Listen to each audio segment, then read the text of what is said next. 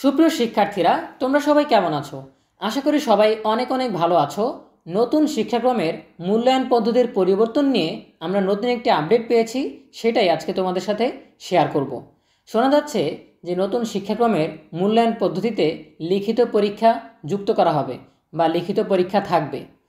এই তথ্য কতটুকু সঠিক বা নিশ্চিত সে বিষয়ে আমরা জানার চেষ্টা করব এবং লিখিত পরীক্ষাটা কিভাবে হবে, কত নম্বরে হবে, কিভাবে মূল্যায়ন করা হবে সেটাও আমরা আজকের ভিডিওতে জানার চেষ্টা করব।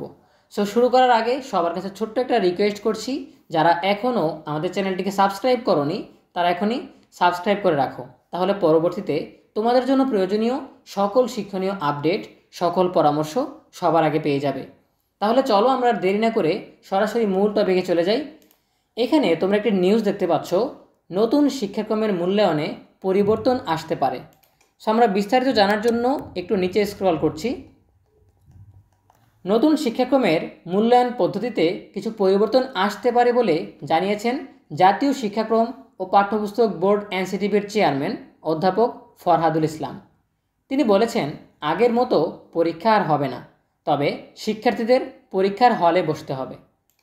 এনসিটিবি চেয়ারম্যান বলেন, নতুন শিক্ষাক্রমে ফের পরীক্ষা পদ্ধতি যুক্ত করা হবে, তবে এই পরীক্ষা বর্তমানে প্রচলিত প্রথাগত পরীক্ষার মতো হবে না। সামষ্টিক মূল্যায়নে লিখিত পরীক্ষা যুক্ত করার পাশাপাশি নৈপুণ্য অ্যাপের মাধ্যমে তৈরি রিপোর্ট কার্ডের ভাষা ও মাঠ পর্যায়ে পাঠানোর নির্দেশনাগুলো আরও সহজ করা হবে, যাতে সবার কাছে বোধগম্য হয়। মূল্যায়ন পদ্ধতিতে কী ধরনের পরিবর্তন আসতে পারে এমন প্রশ্নের জবাবে অধ্যাপক ফরহাদুল ইসলাম বলেন, নতুন শিক্ষাক্রমের মূল্যায়ন পদ্ধতি নিয়ে অভিভাবকদের উদ্বেগ রয়েছে। মূল্যায়নের চূড়ান্ত দিনে যেন শিক্ষার্থীরা পরীক্ষা কেন্দ্রে যেতে হয় সে বিষয়ে ভাবা হচ্ছে। শিক্ষার্থীদের পরীক্ষা কেন্দ্রে গিয়ে কিছু একটা কাজ করতে দেওয়া হবে। এনসিটিভি চেয়ারম্যান আরও বলেন, শিক্ষার্থীদের পরীক্ষা কেন্দ্রে যাই করতে দেওয়া হোক না কেন এর জন্য কোনো নম্বর থাকবে না। প্রতিটি বিষয়ের ক্ষেত্রেই এমন মূল্যায়ন করা হবে।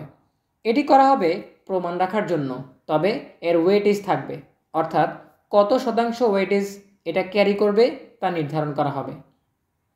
প্রসঙ্গত 2023 সালের প্রথম, ষষ্ঠ ও সপ্তম শ্রেণীতে বাস্তবায়ন করা হয় নতুন শিক্ষাক্রম, আর চলতি বছর বাস্তবায়ন করা হয় দ্বিতীয়, তৃতীয়, অষ্টম ও নবম শ্রেণীতে। এরপর 2025 সালে পঞ্চম ও দশম শ্রেণীতে, 2026 সালে একাদশ এবং 2027 সালে দ্বাদশ শ্রেণীতে এই শিক্ষাক্রম চালু হবে।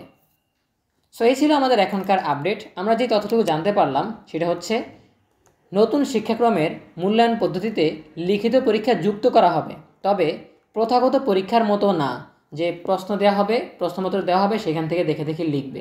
তাদেরকে একটা কাজ করতে দেওয়া হবে, সেই কাজের উপর তাদের মূল্যায়ন করা হবে, ঠিক আছে? তবে সেই মূল্যায়নে কোনো নম্বর থাকবে না, এটাতে শুধুমাত্র ওয়েটেজ থাকবে, ঠিক আছে? সো আশা করি এ বিষয়ে আমরা ধীরে ধীরে আরও ক্লিয়ারলি, আরও সহজভাবে বুঝতে পারবো যে কোন দিকে যাচ্ছে নতুন শিক্ষাক্রমের মূল্যায়ন পদ্ধতি। যে কোনো আপডেট পেলে আমরা অবশ্যই সবার আগে তোমাদেরকে জানিয়ে দেওয়ার চেষ্টা করি। সেজন্য সবসময় আমাদের সাথেই থাকো। দেখা হবে পরবর্তী আপডেট নিয়ে নতুন কোনো ভিডিওতে। সেই পর্যন্ত সবাই ভালো থাকো, সুস্থ থাকো, নিরাপদে থাকো। সকলের জন্য রইল অনেক অনেক শুভকামনা। ধন্যবাদ সবাইকে।